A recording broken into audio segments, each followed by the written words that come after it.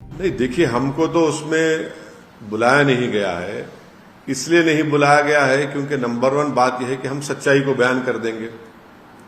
दूसरी बात यह है कि उस मीटिंग में शिवसेना है, शिवसेना सेकुलर हो गई है क्या?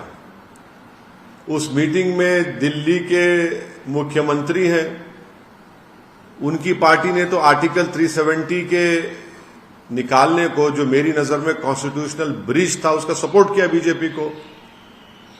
उस मीटिंग में नीतीश कुमार है जो एनडीए बीजेपी से मिलकर पहले मुख्यमंत्री बने, चीफ मिनिस्टर बने, फिर गठबंधन बनाया, उसके बाद फिर कूद गए बीजेपी में।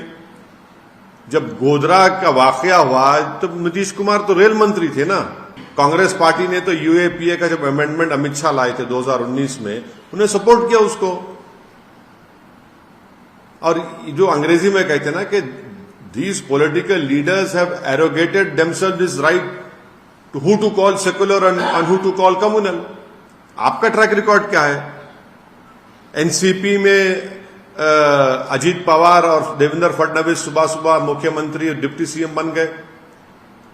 क्या आपका क्या है उसमें, बताइए?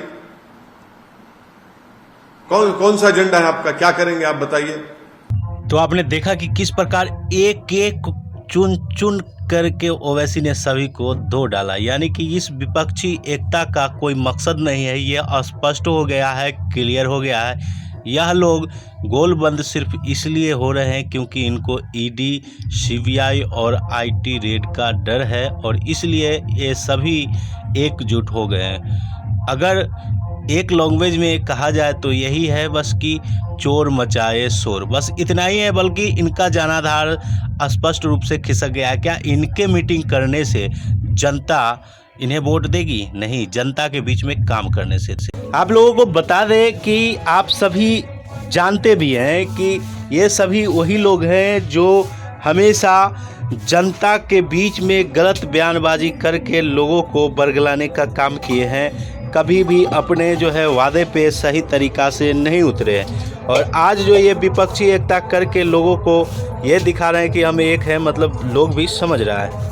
सबसे बड़ी बात यह है कि लोग अब जाग चुकी है, यानी कि जनता समझदार बन चुकी है और जनता प्रलोभन में आने वाली नहीं है। उसे अपना विकास और अपने बच्चे का भविष्य जो है वो दिखता है और इसीलिए बड़ी सजगता से अपना वोट करता है और बहकावे में नहीं आता है। यहाँ तक बताया कि अब लोग जाति पाति से ऊपर उठ करके भी विकास के ऊपर विकास के लिए वोट करता है और इनके परिवारवादी नीति को जो है, भाई भतीजावादी नीति को समझ चुका है, क्योंकि यह सिर्फ अपने और अपने लिए काम करते हैं। न तो इनको जनता से मतलब है, न लोक कल्याण से मतलब है, न जन सरोकार से मतलब है। सिर्फ अपने आप से मतलब है, क्योंकि सभी के सभी भाई भतीजावाद हैं और इसीलिए लोग जो है अब इनके गेम को समझ चुका है, अब इनके पाले में नहीं पड़ने वाला है। इसलिए ये लोग जो है एकजुटता करके लोगों को दिग्भ्रमित करने का काम करते हैं। तो लोग इसे दिग्भ्रमित नहीं होंगे, क्योंकि सब लोग जान रहे हैं इन लोगों का औकात कितना है और यह लोग जो है घुमा फिरा के अपने लिए मरते हैं।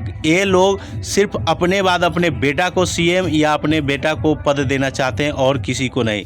किसी भी जात का कोई भी नेता हो, कभी वो अपने जाति के बारे में नहीं सोचा है, सिर्फ अपने परिवार के बारे में सोचा है और ये लोग बहुत अच्छा तरीका से समझ चुके हैं। चाहे कितनी भी विपक्षी पार्टियां एकता कर ले, खुद में जो है गिर जाएंगे। तो इसी के साथ मैं विदा लेता हूं। आपको अच्छा लगा हो तो कृपया कमेंट, लाइक, शेयर जरूर कीजिएगा। धन्यवाद।